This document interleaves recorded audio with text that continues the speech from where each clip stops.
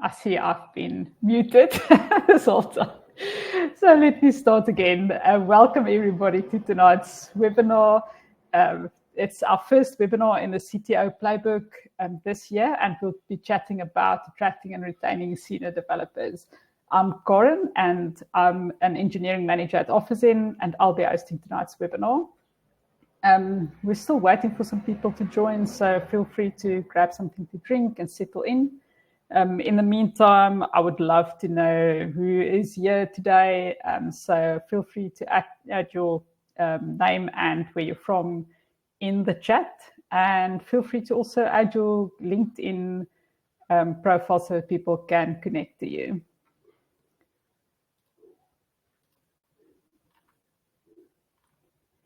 I see we've got people joining from Amsterdam. I'm sure it's pretty cold there at the moment. And we've got Candace from Intellect. Wow, so many people joining. We've got somebody from Stellenbosch, Werner. And yeah, excellent. So many people. Great. So as we're saying hello, I think we are ready to start. Welcome everybody that just joined. Again, I'm Corin, and I'll be hosting tonight's event. A few words about OfficeIn. OfficeIn is a developer talent marketplace that was founded in Cape Town, South Africa in 2016. We've since expanded into Middle Earth, which is GMT +2 time zone, and it spans across Africa and Europe. At OfficeIn, we are a marketplace with over 2,000 companies in Africa and Europe that hire curated software developers that are ready for the next opportunity. Companies on OfficeIn can directly reach out to developers on the platform, and they get information like their preferred tech stack and their salary expectations.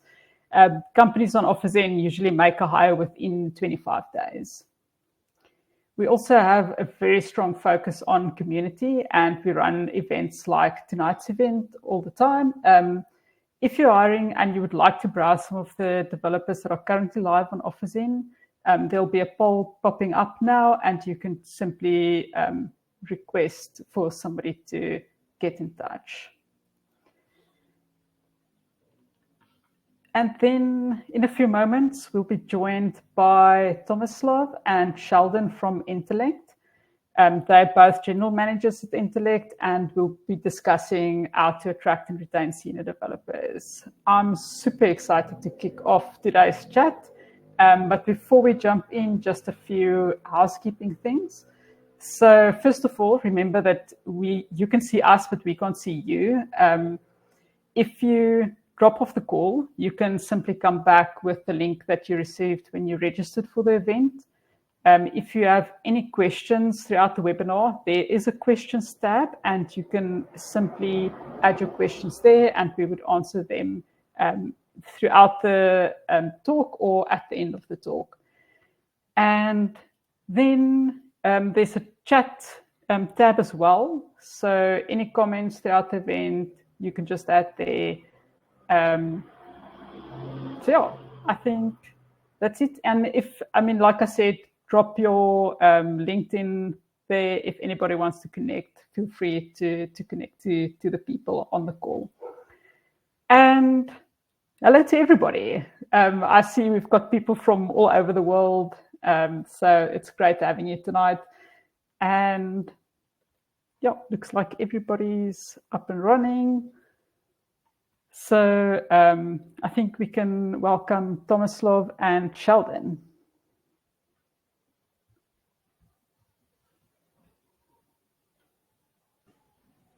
Good evening, Karen. Hello, everybody. Hi, Tomislav. Hello, everyone. Hey, Sheldon. Okay, great. So maybe you guys can just give us a quick intro about yourselves. Cool. So I'm Tomislav. I'm a general manager at Intellect. I look after what's effectively recruitment, retention, leadership development, and how we bring people into the business. I was a career dev for about 14 years before I moved into this role. They said join the people team, it'd be fun. It's been fun. Can you see the wrinkles on my eyes here? So that's about it from me. I'm an avid golfer. I still play a lot of StarCraft 2, and my partner in crime, Sheldon, is here with me today. Hey, Sheldon. So already you can see that Tomislav is the charismatic one out of the pair here. But quick intros, Sheldon started my career in software engineering. It's been pretty cool to see some of the names that have been popping through the guest list. Some I've met as grads many years ago. If anything, I've enjoyed seeing that. I too started my career as an engineer, moved into the people team as a leadership role fairly recently at Intellect, but before that, taking on various other mandates. Awesome. Yes, Robin, you're one of those that I met at a university once upon a time. I saw Grant Fisser also online earlier. Yeah, another one. And Badia, okay, actually. There's a number of names I recognize. So. Awesome. So a lot of familiar faces. That's great. So before we kick off the chat, a lot of people talk about senior developer, but maybe different people have got different understanding of what that means. So maybe you guys can start us off on what does it mean for you? What does senior developer mean for you? There was actually a talk that I'd heard many years ago by the lead, I think he was the lead UI designer or developer of Netflix. His name was Randall Kutnick. And he effectively speaks of how people start their careers and then move and progress to kind of that senior level. And he says at the most fundamental graduate level, you are a solutions implementer. Given a problem and a solution, you turn that solution into code. And as you progress through your career and you've seen how to build these solutions over and over and over, you start to kind of create this innate sense of problem solving. And that's when you move into kind of like that intermediate level, where given some sort of problem, you can solve the problem and implement it. And once you've done that for X amount of years or through different kinds of projects, you eventually get to a place where you are a problem finder. At that space is where I believe you're a senior. Given context, you can prioritize, find new problems, solve them, and implement them. And seniors for me are not categorized by the amount of years of experience that they have, but at the amount of exposure that they've had to different tech solutions, scenarios, etc. And it's all about how they've seen different things in different ways, and then they can apply themselves to actually go and find problems, solve problems, and implement problems. I'll probably add another dimension to that and speak a little bit about where their influence begins and ends. So I mean, we can talk about who are technical leads and leaders within any development space, but for me, when we're talking about seniors, I think of people that are, for a good portion of their day, still individual contributors. The influence is within a team environment, so they're helping get through the problems that they faced, or find the problems that they may be faced within a team, that they're not going and redefining an architecture for an enterprise, as an example, and that would span multiple teams. Yeah. Okay, great. I think that's good. So it's more about the different challenges that they face, and that they faced, a variety of challenges, not just the same job for many years. Correct. Yeah, and you get insight from that, right? So, I mean, for a senior, they expect them to be able to, almost have that sixth sense when they sit and look through the code base and can pick up where the problems are, or speak through an architecture that they're about to implement in a system. It's that depth of understanding where the problems could come out. Cool. I think seniors also aren't always that fussed about what they're doing, as long as they're providing and giving impact into the project, into the team, and what they're doing in that space. You'll often find a senior look at a particular project, and let's look at CSS as an example, and say, okay, well, like CSS, that type of stuff is basic. Please don't shoot me, front-end developers. It's been a while. But they will look at it and say to themselves, okay, I need to fix this. Like, what is going to make a tangible difference in this project is if I dedicate and spend some time fixing this, maybe coaching, maybe establishing some sort of standard. And they look at how they can add value in certain places, which is going to have a bigger impact across a project and so forth. And they're less fussed about what it is that they're doing, and more about, like how they're contributing. Okay, great. So looking for senior developers is obviously, it comes with a lot of challenges. What challenges have you guys faced? Hordes and hordes of recruiters is the biggest challenge that we're facing. And like thousands of in-mails, recruiters who very often don't really understand what a senior is looking for. Maybe kind of like inundate people and create like a jarring experience. So a developer is looking at like, listen, I'm thinking about a new job. And then it's like, bam, bam, bam, bam, bam, and it's like all of these people, and it becomes quite difficult for them to actually find something. And so they become recruiters. Yeah, 100%. I mean, from even just chatting to people who have, left Intellect, and people that I know in my own networks, there are times when a recruiter will sell them a lemon sometimes, and it's really hard to understand where this is coming from. Something I want to chat a lot about today with the seniors is just around the authenticity of what you're trying to achieve, and where your career is going as a senior. And when you're hiring a senior, making sure that what you're advertising to these individuals is real.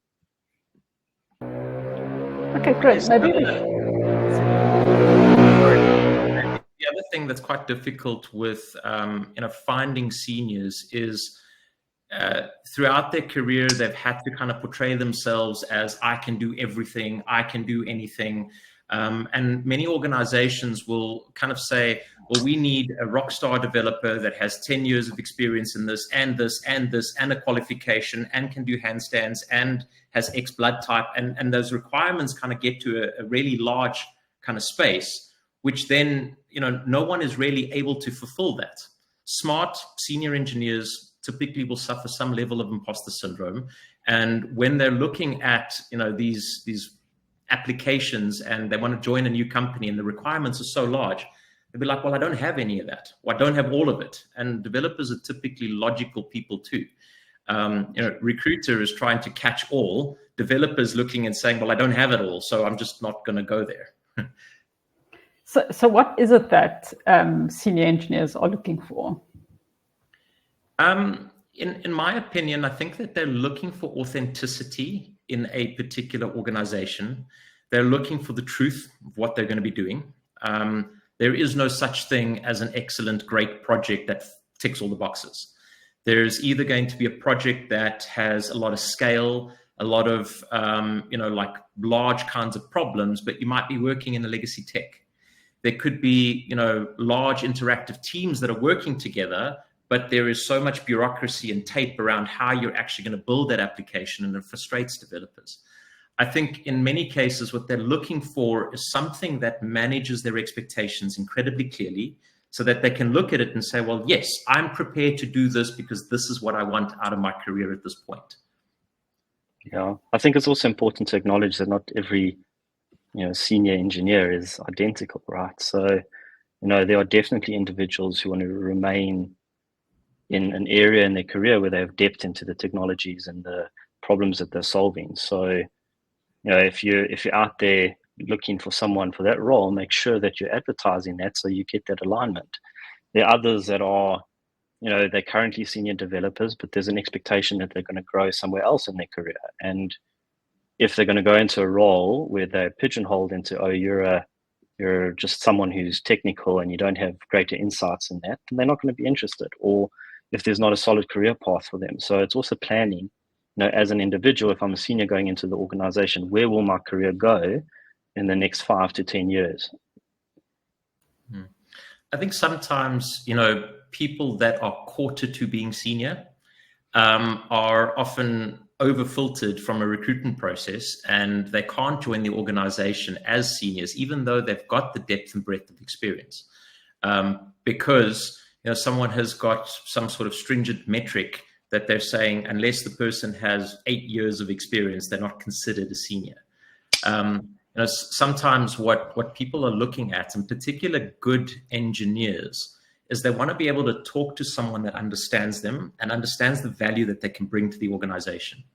And more often than not, there's quite a disconnect between who the face of the organization is from a recruitment perspective and the actual talent that wants to provide value and come to the organization.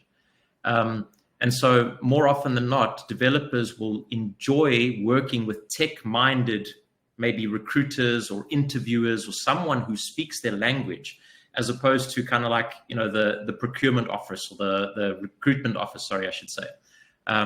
So being able to, again, connect with someone and allowing the seniors to kind of speak a language that makes sense, and then they can figure out whether this is a place for them. That's what they want.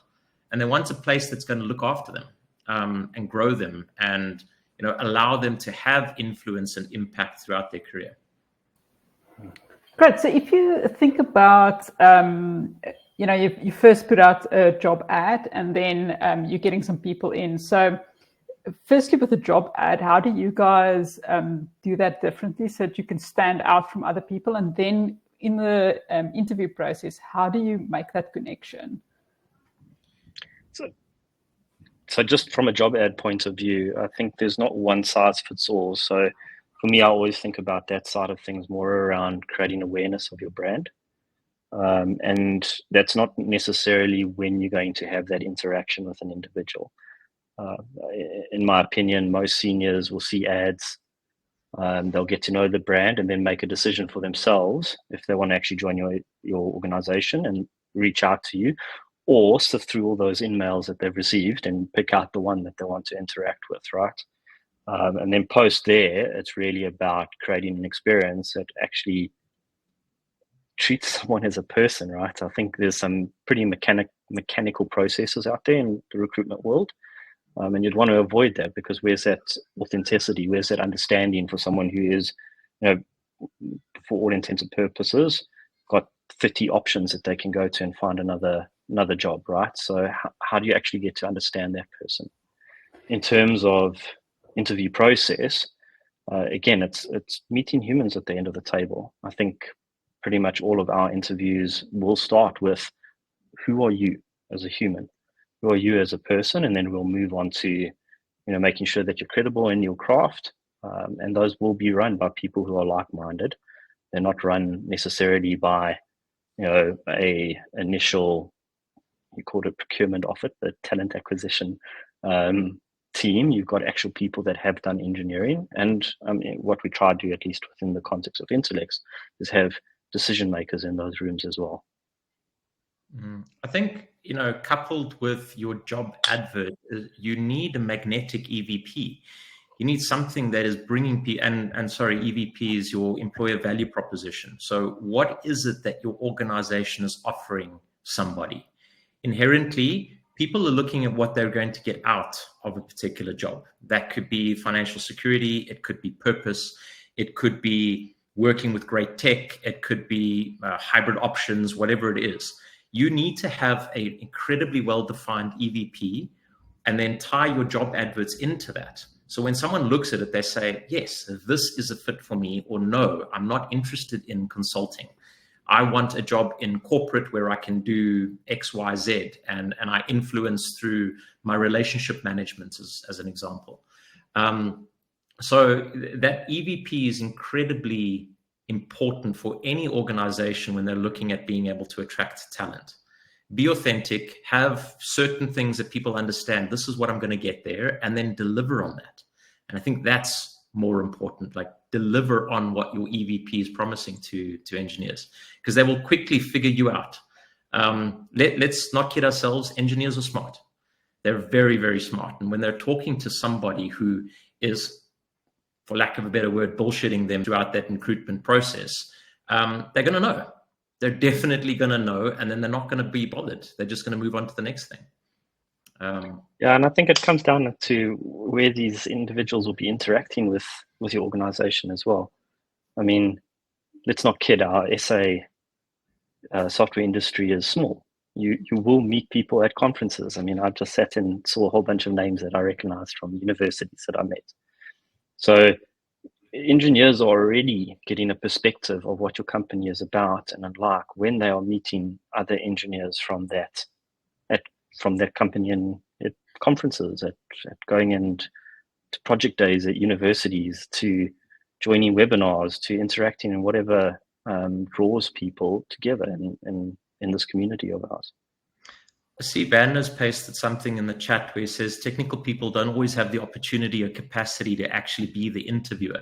Changing this often requires culture perspective shift from upper management or even the devs themselves. Myself being in upper management, the truth of the matter is more often than not, I just want somebody to help. In many cases, like if you are a technical person, go and speak to upper management and say, I think that I could influence or add value in this way by being part of the interview. And most people are looking for help. Most people are looking for success.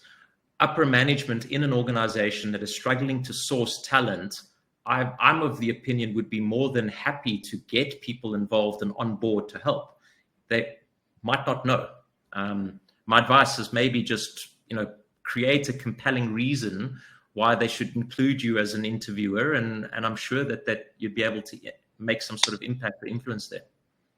Yeah. And I guess, if someone approached me and said, hey, I want to interview, I wouldn't necessarily make them the ultimate decision maker from day one. But there would be, I guess, an apprenticeship process that would happen over time. I mean, just how we operate is we want to interview people as quickly as we can, which means there's some timing and capacity concerns that might come up.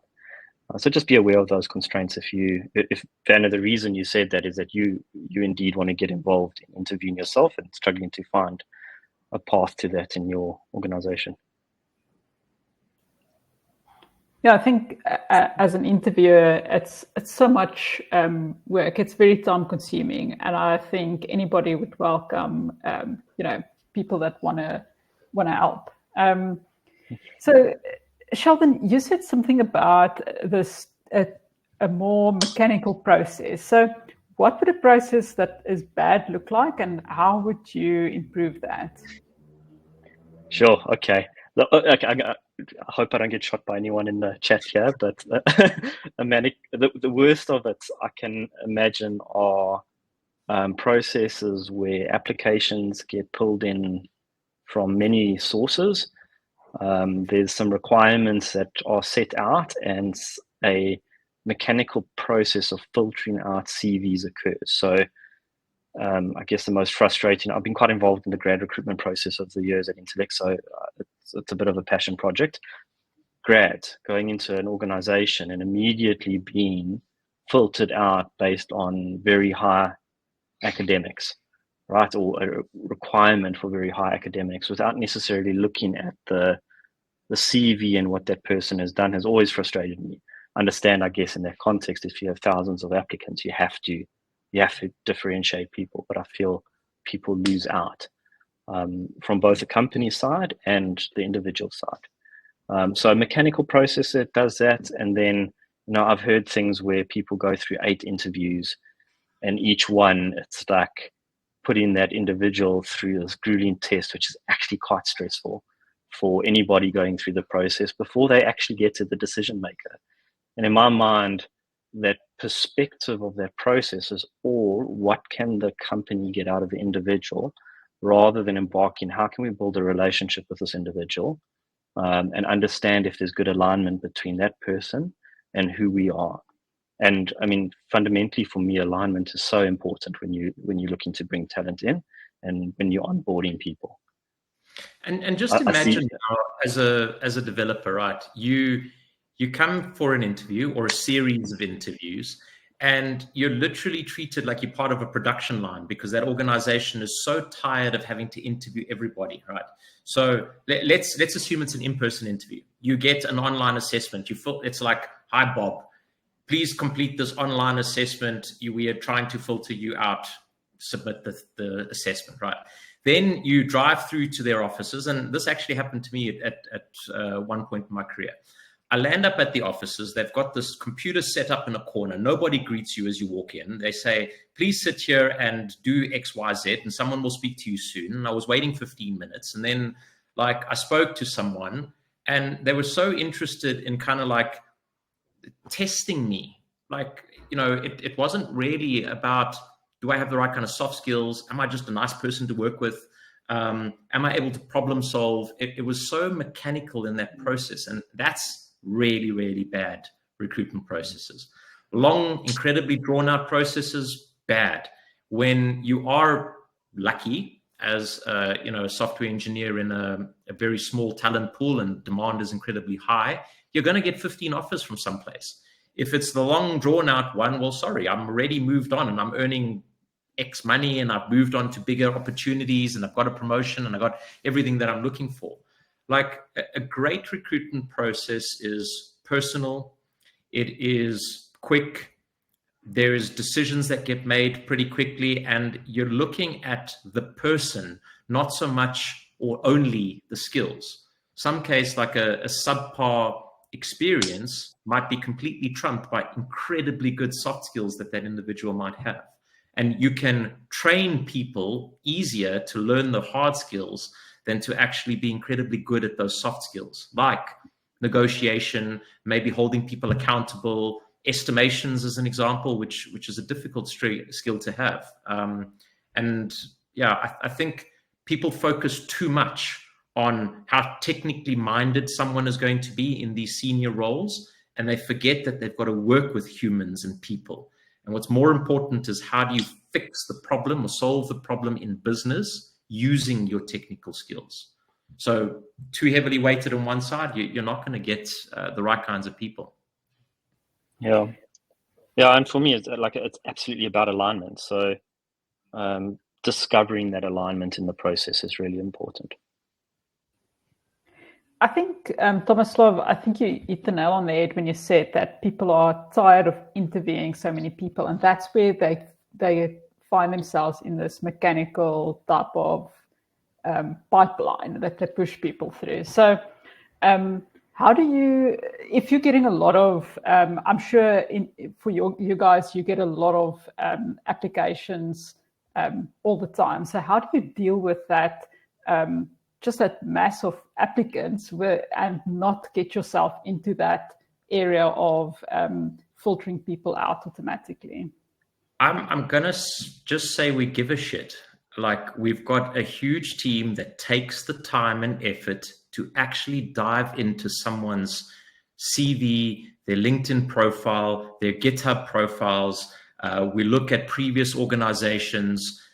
There's so much that you can actually determine from someone in their work career without just looking at transcripts and maybe, whether they did get somebody to help them with their write-up on LinkedIn.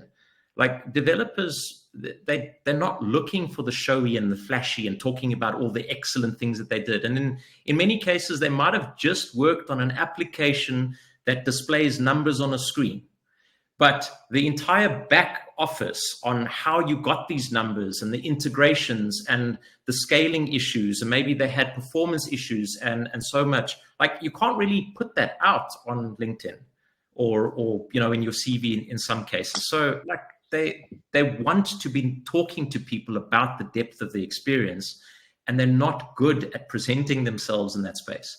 If you're only going to look at a CV and think that that's the be all and end all, like, you know, that's when you're going to get, you know, either the people that are good at presenting themselves coming through, or you're over filtering actually all the good talent. I think it requires effort. It requires, you know, finesse, and you need to really dedicate a lot of time to doing it well. Coach the recruitment team. Spend time as a technical individual being able to talk to them so that when a recruiter speaks to someone, they know the difference between TypeScript and JavaScript. They know that some can run front end, back end, and other languages can't. They know that these are compiled. They know that these are enterprise kind of technologies. If your recruitment team doesn't know that stuff, well, you know, then you're just going through the motions of like, I kind of like this person and they tick the boxes and yay, my job here is done. Yeah.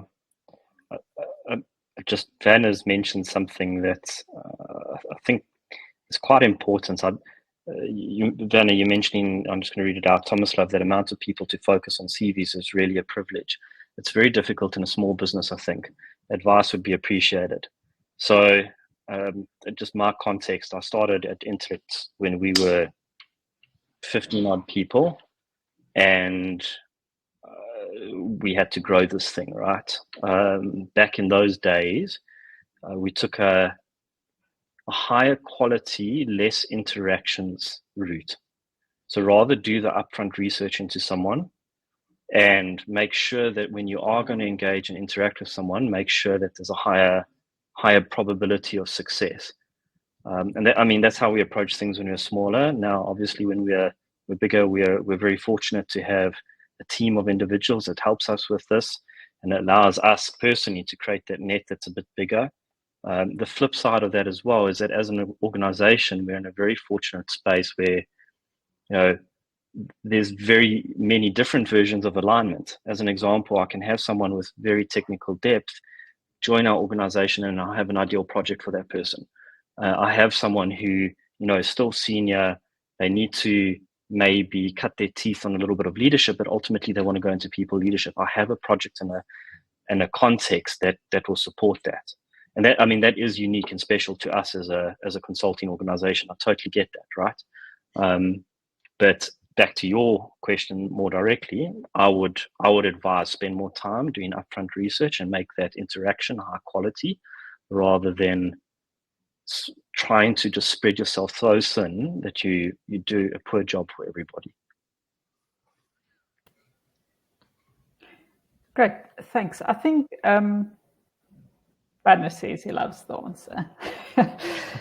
So that's great. I'm glad we could answer that for you. Then we've got a question about looking at the work history of a candidate. Do you guys, you know, do they job hop and things like that? Yes. Yeah, of course. It's TLDR, yes. Yeah.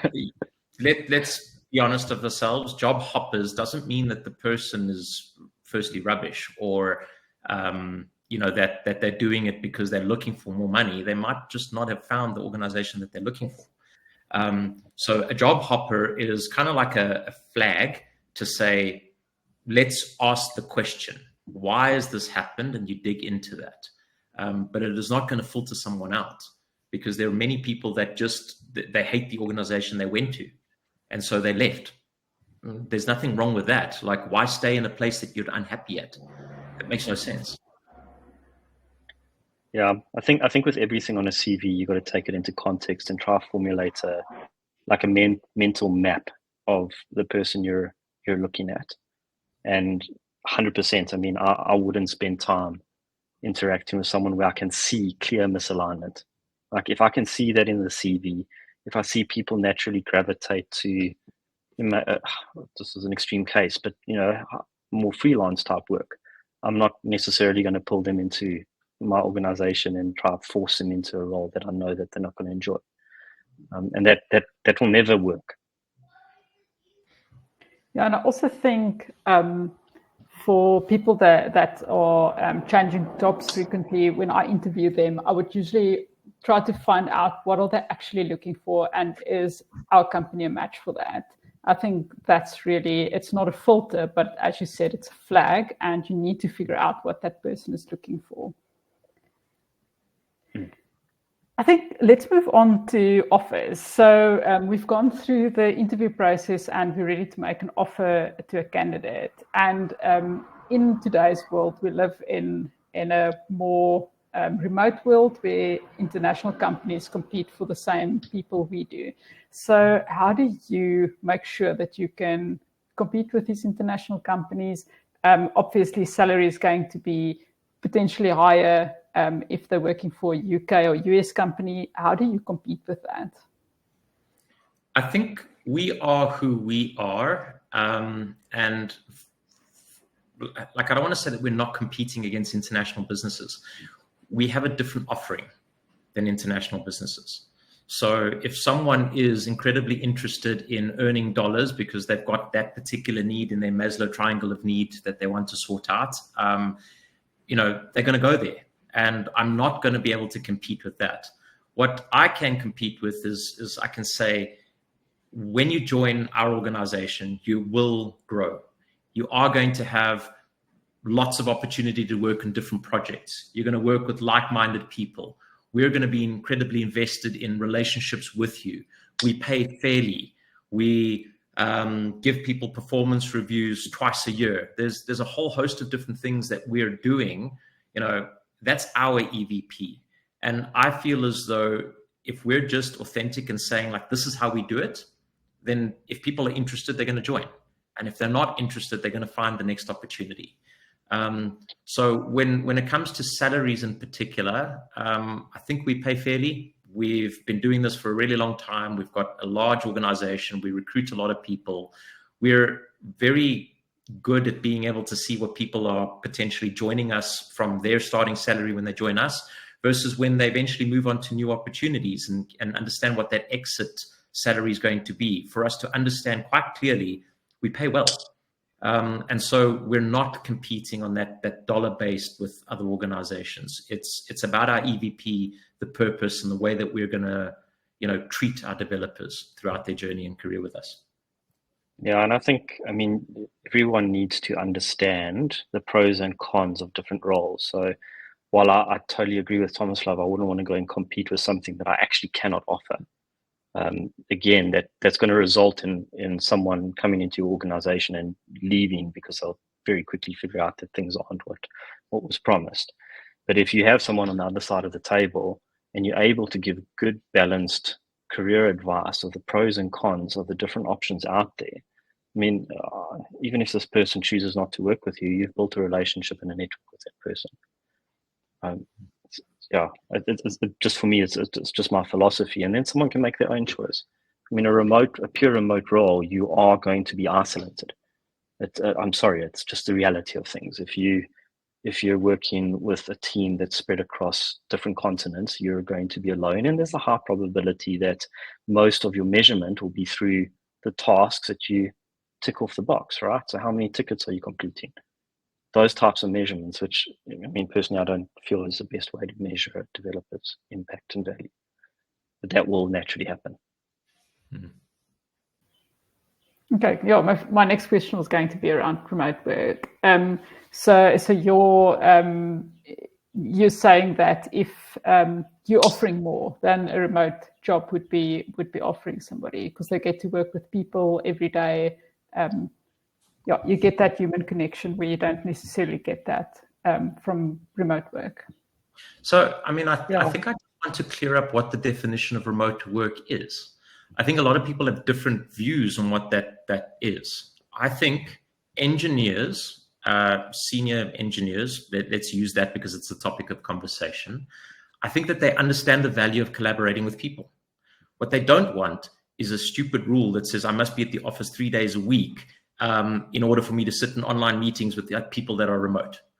That makes absolutely no sense. So I think what people want is an understanding that I'm going to choose where I work for the right purpose.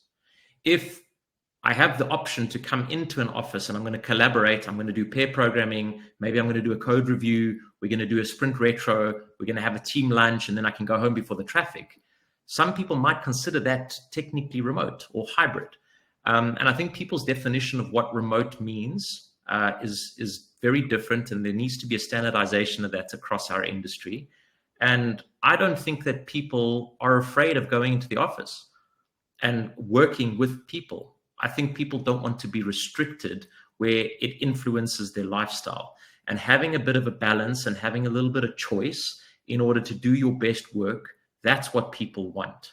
And I think organizations that are saying we're fully remote, they're trying to attract people in that idea of like you can work wherever you want to. But I think people want hybrid more so than they want remote, personally.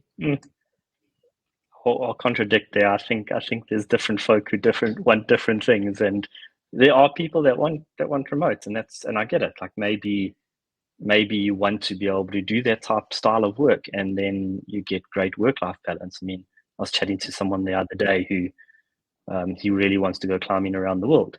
So they're wanting a digital nomad career, and there's some pros and cons that come with that. But that's what that individual wants, and I'm not going to go and try sell them some job that's not going to offer that, because that's where they want to be in their career. Yeah, that's a good point. Yeah, so there's many people, and you just need to find a person that's fitting your company, the role you've got, it fits your culture, and yeah, that makes sense.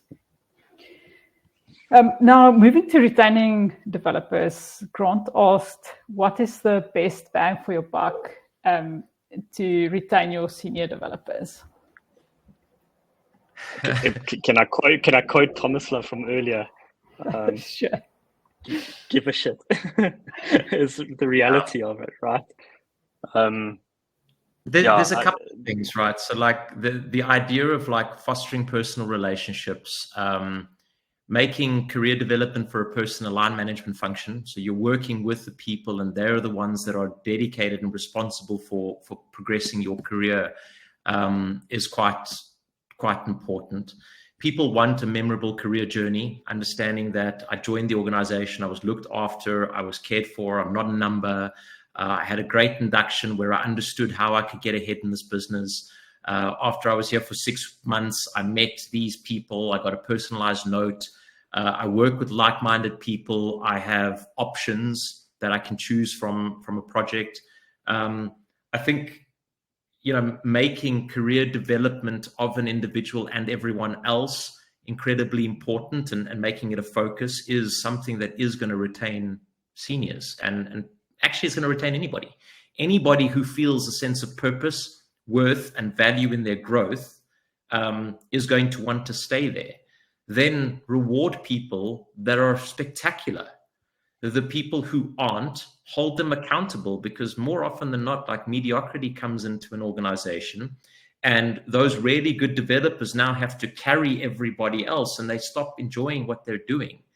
Success likes to breed success, so keep really great people working together.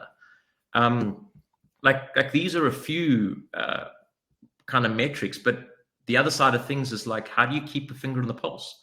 How often are you doing an EX survey where you're asking people, are you enjoying your commute? Do you like your manager? And like, we prefer not to have anonymous EX surveys, because then how are we actually going to make a difference? So we encourage people to put out their EX answers, and then we do something about it. The specific person who says, I'm hating my laptop because the RAM is slow or not enough, they get a new laptop. I didn't know about that, if you understand what I mean. And more often than not, like, we're just not listening as line managers in organizations. So provide options for people to speak about the stuff that they love, and the stuff that is frustrating them and the roadblocks that they need you to remove on their behalf. I think doing that, you're going to have people that love your organization and want to stay there. And don't try to force something that isn't working. Like, again, that alignment, I must be sounding like a broken record. I'm sorry, guys. But if your organization strategically is a competitive organization, there are certain people who will fit into a competitive organization, and, you know, work with those individuals. If someone is going to clash with that, don't bring them on board. Or if it gets discovered after they're brought on board, start having honest conversations about what that's going to mean for that person's career growth. At least that person then has all the options on the table and all the facts on the table that they can make a grown-up decision about their career, right? If you try to force what you're trying to achieve and it doesn't align with organization, it's always going to end in tears. Tomislav, you said in the beginning, you talked about growth opportunities for developers. But at some point, you've got everybody to senior developer. There's limited opportunities to move beyond that. So you're not necessarily going to retain everybody. Is there some point where it's okay to be losing people out of your organization? I don't think so. I don't like to lose people out of our organization. And I'm really of the opinion that there's no such thing as no opportunity. It's a case of finding it. What does that opportunity mean? Is the person looking for leadership, or they're looking for expanding their influence? Is the person looking at maybe being able to uplift and coach and add more value to the organization? Get them training some grads. Are they wanting to expand on their soft skills or managerial skills or the ability to problem solve in an environment? Like, I think that in every environment, if you look hard enough, you will find opportunity. It becomes increasingly difficult as you progress through your career. But I don't think that there isn't opportunity. And I think people also need to understand what success means to them.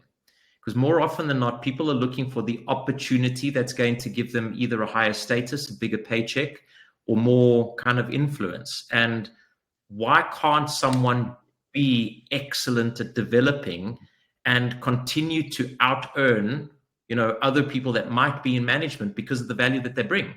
Like, if you're doing that, I think that's why people keep saying, I don't have an opportunity, or I have nowhere to go, because there's these glass ceilings, there's bans.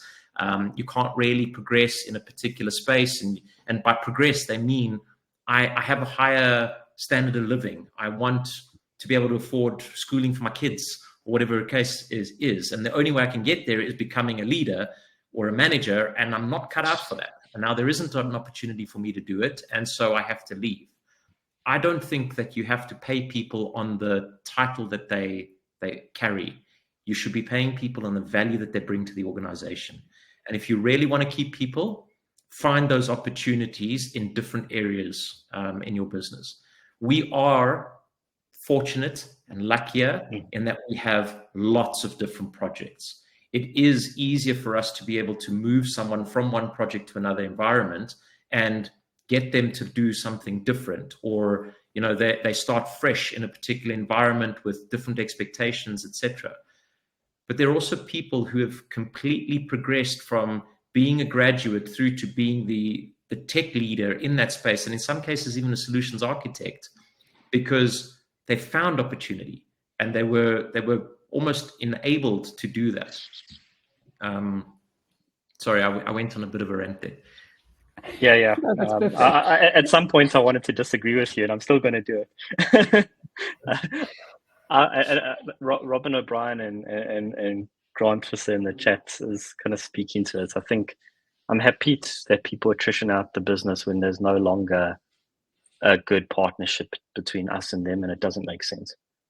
And I will try my utmost to make sure we've exhausted every single option in our organization. But there are times when that does happen. I mean, Grant, I think we lost you to something, and I'm happy where you went, as an example. I think the caveat to what I was saying is, I believe there is opportunity for everyone. It doesn't mean that there is not a greater opportunity somewhere else. And I think that's not what I'm trying to say.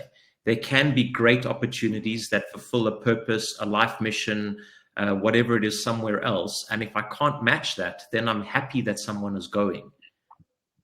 I'm not happy when I have the ability to offer that person that opportunity and we lose them because of that. That's a failing on us, not on the individual. Yeah, I totally agree with that. And then you also mentioned salary bands, and that is something, I mean, that's not necessarily under your control as an engineering manager or a CTO. It's something that's, coming from the HR team. So how do you work within, if those sort of glass ceilings are set in your company, how do you work with them? So we don't have glass ceilings. So that's the first thing. We look at, so Sheldon and I are responsible for the remuneration of the organization. So we look through all 1,400 people, line by line, each person, and we compare. Our process is a case of looking at a person from a particular viewport. This is the tech skill that they have. This is what they're contributing on project. This is their performance rating, etc. And then we decide on, okay, how much of a reward are they going to get and how much more value are they bringing over the last 6 months? We give increases twice a year. So we look at it from that perspective, and then we apply our minds to it. And then we do that over and over and over. And the process takes 2 weeks, sometimes more, where it's just locked up in a room. We haven't yet. We're buying a curved screen in order to fit all the columns of the different dimensions so that we can actually look at an individual.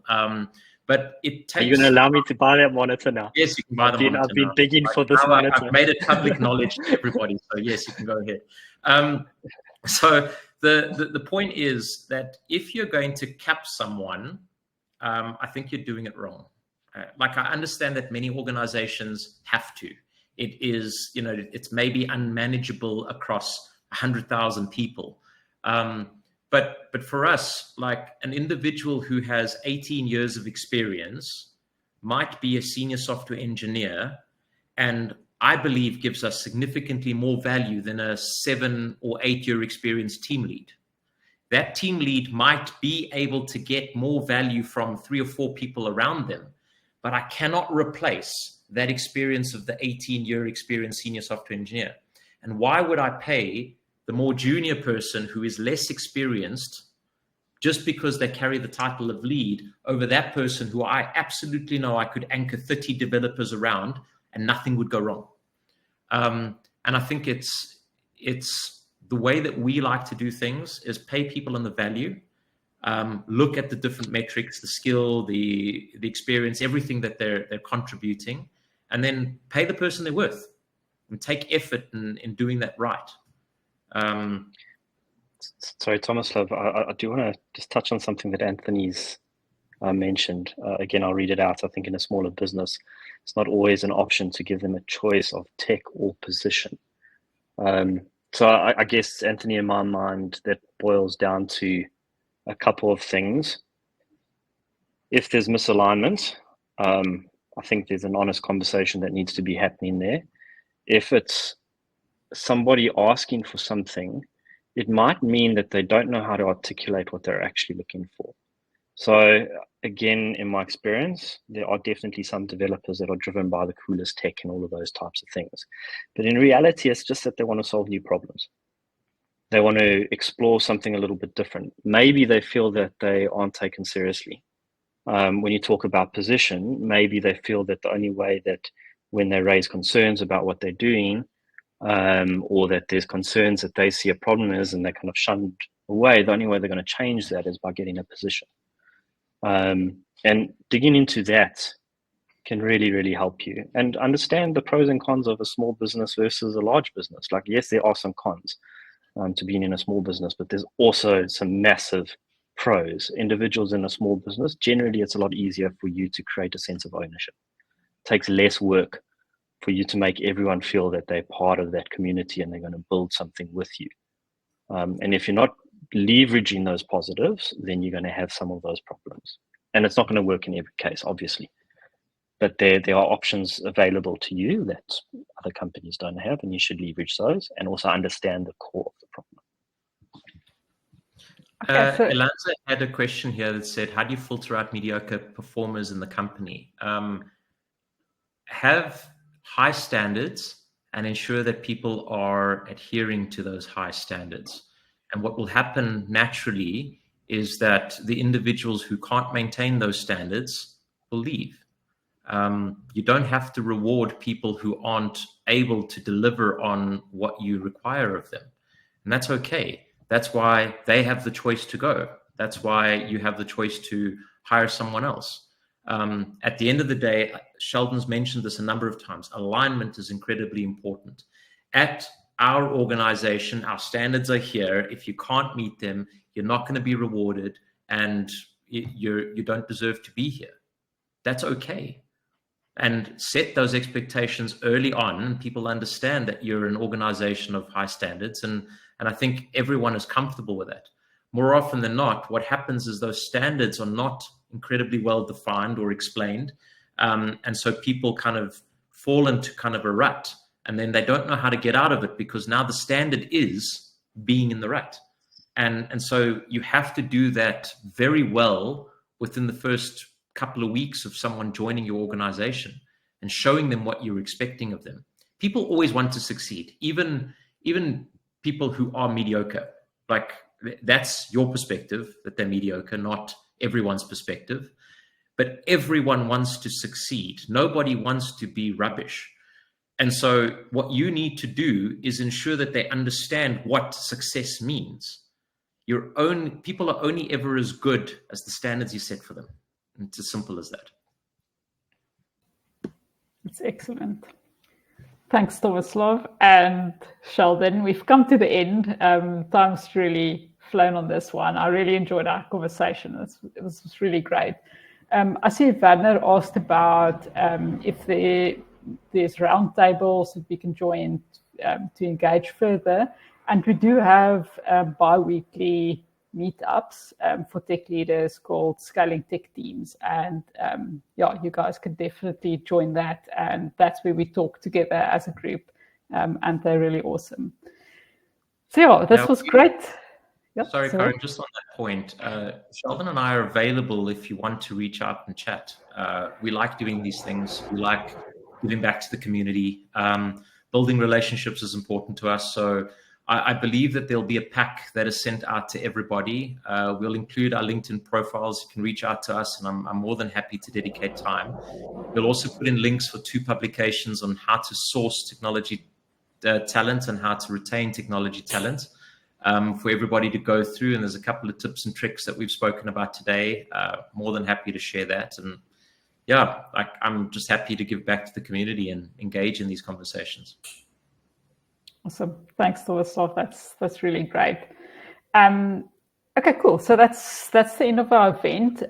We have more events like this lined up, and if you would like to join them, there'll be a poll. And you can easily just select which webinars you would like to join, and we would invite you to those.